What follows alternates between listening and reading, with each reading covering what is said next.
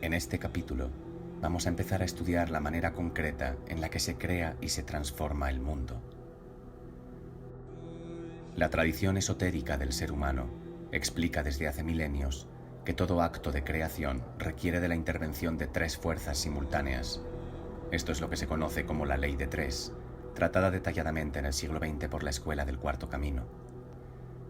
Tal ley describe que toda creación requiere de una fuerza activa, masculina, iniciadora, de una fuerza pasiva, femenina, resistente, y de una fuerza neutralizante que solucione la eterna oposición entre las primeras, decantándola en una u otra dirección. La falta de cualquiera de estas tres fuerzas imposibilita el surgimiento de algo nuevo. Si falta la fuerza activa, el proceso ni se inicia. Si falta la pasiva, todo cuanto hace la fuerza activa cae en saco roto, pues es ilusorio ya que no hay nada que transformar. Y si falta la neutralizante, la activa y la pasiva eternizan su oposición, una queriendo cambiar y la otra resistiéndose al cambio sin llegar a ningún resultado. El fundamento mismo de la creación material es precisamente la lucha eterna entre dos principios duales, vida y muerte, en transición cíclica mediante la transformación sucesiva de uno en otro. De forma natural, la fuerza transformadora, el espíritu, interviene en nuestro mundo únicamente para posibilitar dicha transición cíclica entre la vida y la muerte. Eso es el árbol de la vida del jardín del Edén. El espíritu no lleva por sí mismo a las cosas a un estado evolutivo superior. Si no fuera así, si las cosas evolucionaran mecánicamente, haría tiempo que no existiría la Tierra tal como la conocemos. Existe porque se ha limitado su evolución, se le han puesto límites, los mismos que tienen las galaxias y los sistemas estelares, los mismos que tienen los átomos, todos ellos rotando cíclicamente, mecánicamente y para siempre, salvo intervención del espíritu, la tercera fuerza. La ley de la creación es total, absoluta, y se manifiesta en todo cuanto existe o puede existir sin excepción. Por ejemplo, para crear un nuevo ser humano se requiere de una fuerza activa, el hombre, una receptiva, la mujer, y una neutralizante que decanta el resultado, es decir, un espíritu que quiera encarnar en ese núcleo familiar. Ni la fuerza activa ni la receptiva, ni el hombre ni la mujer, pueden crear por sí mismos a esta tercera fuerza. La tercera fuerza es también la inspiración, que lleva a la creación de obras de arte, musicales, poéticas o de cualquier orden, y es conocida y ansiada por todo quien está envuelto en el arte, la acción sobre la tierra. La presencia o ausencia de inspiración es lo que determina el éxito de la creación, lo que determina que pueda ser algo original y no un pastiche de lo que ya había, una copia. Esas son las caprichosas musas, que están o no están, que llegan a algunos y abandonan a otros. El alejamiento del ser humano del espíritu ha llevado por tanto a la degradación del arte, a una fealdad y desarmonía sin límites, al ruido producto del doloroso entrechocar repetitivo de impulsos activos y receptivos que jamás dan su fruto por faltar la fuerza neutralizante. De la misma forma, dentro de un mismo ser humano, la mente actúa como fuerza activa sobre las emociones tratando de modificarlas, de adaptarlas. Las emociones se resisten, desde luego, porque son la fuerza pasiva. Tal lucha proseguirá por siempre, a menos que suceda algo que no procede de ninguna de estas fuerzas, a menos que intervenga el espíritu, la inspiración, que adopta dos posibles direcciones: enseñarle a las emociones por qué deben transformarse o enseñarle a la mente por qué no debe tratar de transformar las emociones. En cualquiera de estos dos casos se produce la creación de algo nuevo, o bien una emocionalidad más evolucionada, en el primer caso, o una mente menos represora, en el segundo caso. Si falta el espíritu no sucede nada, y nos vemos envueltos en la misma lucha psicológica absurda mental con nosotros mismos toda la vida. Vivimos entre un par de opuestos. La ley de tres es conocida desde siempre, pues no es más que la triple diosa prehistórica que hace decenas de miles de años era venerada en sus tres facetas de vida, muerte y transformación, y simbolizada mediante las tres fases lunares: vida, luna llena, muerte, luna nueva, y transformación, luna creciente y decreciente. Las fases lunares están representadas en artefactos de hace hasta 32.000 años y pintadas desde hace al menos 40.000 en las cavernas, descritas simbólicamente por medio de determinados animales. En todas ellas se da importancia enorme a la creciente, que es el Be, el espíritu transformador. La creciente se pintaba por medio de bisontes, rinocerontes, cabras, mamuts o jabalís, animales lunares, pues las fases transicionales de la luna están descritas en la misma forma de sus cuernos o colmillos. Con mucho, el animal más representado en toda la prehistoria durante decenas de miles de años fue el bisonte. Más tarde lo sería el toro. El toro es símbolo eterno de fertilidad transformadora y, por tanto, símbolo eterno del Be. Para representar las tres fases lunares, los prehistóricos pintaban al animal de perfil, pero dibujando ambos cuernos a los lados. El ojo del animal representaba la luna llena, la vida, y los cuernos las dos fases lunares, la que lleva a la vida y la que saca de la vida, creciente y decreciente. En la Venus de Lausel vemos a la diosa madre alzando en su mano derecha, masculina, un cuerno cóncavo, que simboliza la luna creciente, y posando su mano izquierda, femenina, sobre su gran vientre listo para dar a luz, luna llena. La creciente, por tanto, la ha fertilizado. Esta es la forma de entender todos estos símbolos. El principio solar es el impulso activo sobre el nivel material, pues es la presencia de la energía del sol la que alimenta a la diosa. Tal principio activo se pintaba principalmente por medio del caballo o el reno, y su decaimiento otoñal se representó por medio del hombre que le dispara una flecha al caballo o al reno. El sol, herido por la flecha, desciende por el firmamento durante el otoño hasta morir y después renacer en el solsticio de invierno. Esa misma flecha que derriba al sol en las cavernas prehistóricas es la que acaba con el héroe solar Aquiles, por ejemplo, pues el mito del héroe, extendido por toda cultura y tiempo, no es más que la descripción de la muerte y renacimiento solar cíclicos que ya se encontraba representada desde la era de las cavernas. El ser humano arcaico, profundamente conectado con la triple diosa, comprendía perfectamente todos estos principios y los replicaba en rituales mágicos con objeto de vincularse a tales fuerzas cósmicas o de cantarlas. Por esta razón, los motivos son usualmente distintos en los distintos niveles de las cavernas prehistóricas, pues la caverna forma usualmente un todo sistémico ritual unificado, apareciendo a menudo animales solares en los niveles superiores, animales transformadores, lunares, en los niveles intermedios, y en lo más profundo a veces solamente una vulva, simbolizando a la diosa plena de las profundidades que acaba de ser fertilizada. Pues el descenso a lo profundo de la caverna es el descenso de la luz solar a la profundidad de la diosa para fusionarse con ella. Es un fractal externo conscientemente diseñado de la fusión espiritual del principio masculino con el absoluto femenino para fertilizarlo y hacerlo evolucionar.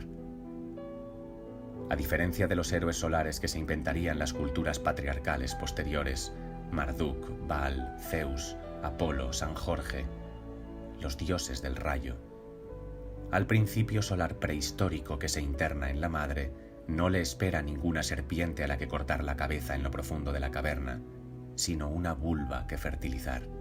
No le espera la violencia y la guerra, le espera el sexo y la unión. El verdadero héroe solar no mata a nadie, muere él mismo y renace como algo nuevo. La cultura de la triple diosa celebraba la fertilidad y la vida, no el poder y la muerte. Durante la posterior época megalítica, la misma lógica astral se aplicaría a los dólmenes. Los dólmenes se han descubierto a millares por todo el mundo, siempre con la entrada orientada a la salida del sol en el equinoccio de primavera y situados siempre en terrenos con abundante presencia de cuarzo. Creo que la idea era la misma que la de la caverna, que el sol naciente de la época de la transformación, la primavera, entrara en el templo, lo irradiara bien gracias al cuarzo y se llevara consigo a los cuerpos allí enterrados, arrastrándolos a un nuevo renacer. La intervención de la fuerza neutralizante, el espíritu, puede resolver en lleno, si es la creciente, o en vacío, si es la decreciente, siendo ambas transformaciones celebradas por igual desde antaño. La creciente se celebraba mediante ritos de la fertilidad en el equinoccio de primavera, de lo que ha quedado la actual Pascua, en la que todavía se busca el huevo, el origen, la cueva, siguiendo al conejo hacia su madriguera y descendiendo por ella para lograr la transformación. La decreciente se celebra mediante ritos de la muerte en el equinoccio de otoño, la actual Halloween, Todos los Santos o el Día de los Muertos. En ese momento se honra a los antepasados, recordándolos colectivamente o haciéndoles ofrendas. También había, por supuesto, ritos de la vida en el solsticio de verano, que han quedado como la actual Noche de San Juan, donde el hombre salta sobre el fuego, alto como el sol en el firmamento en esa época.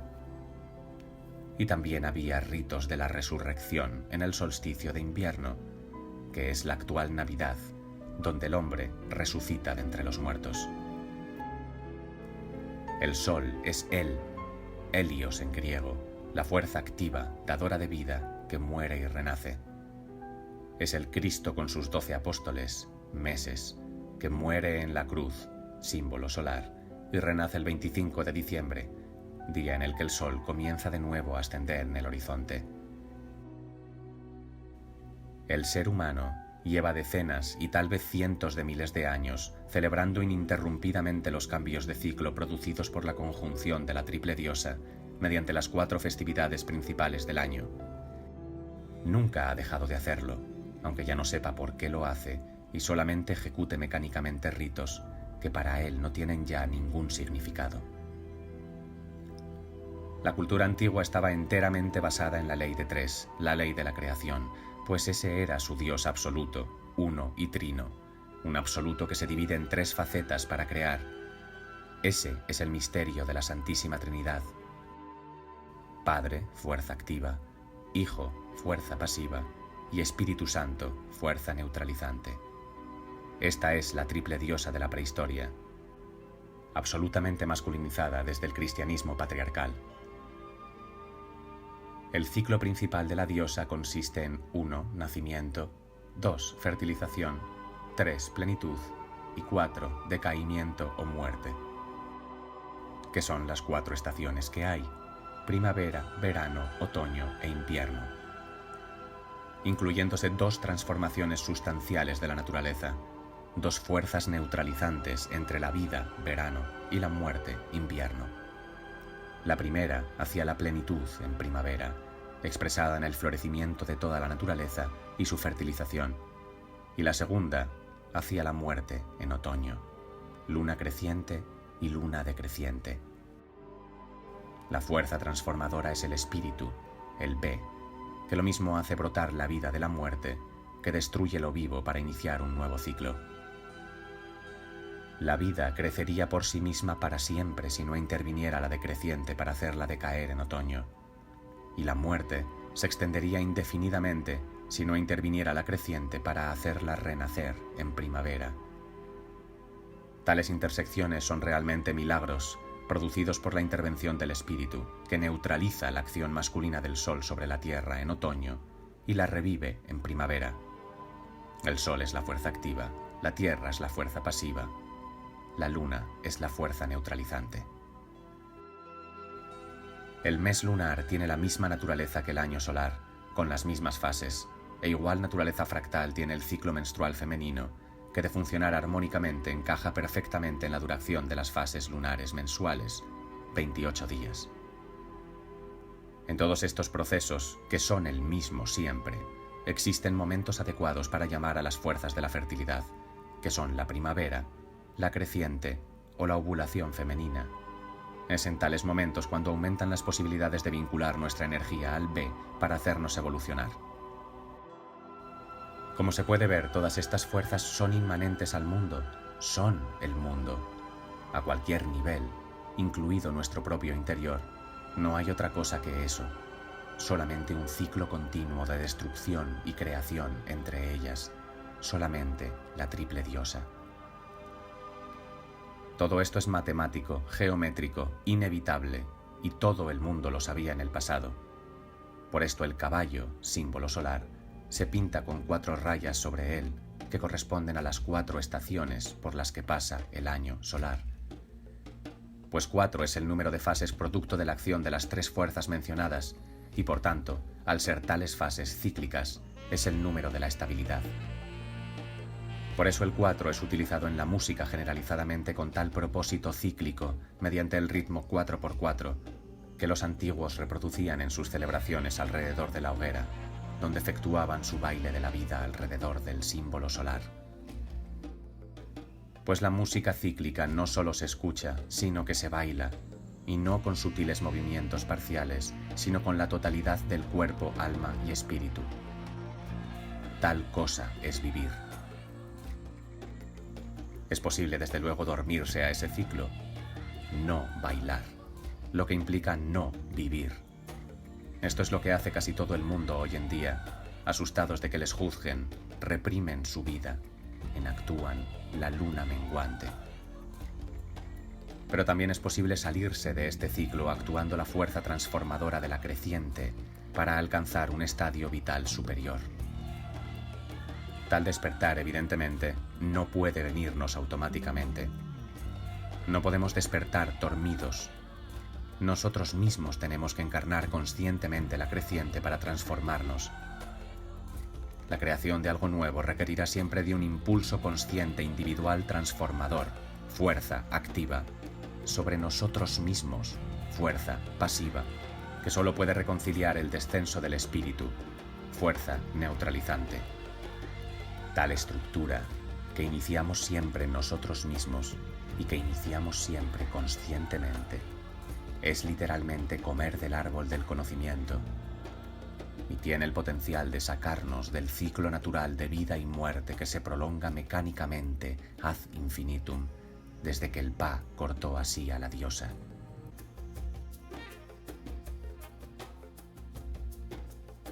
Dadle a like si os ha gustado y suscribíos. Recordaros que en mi cuenta de Patreon encontraréis más materiales y muchos directos.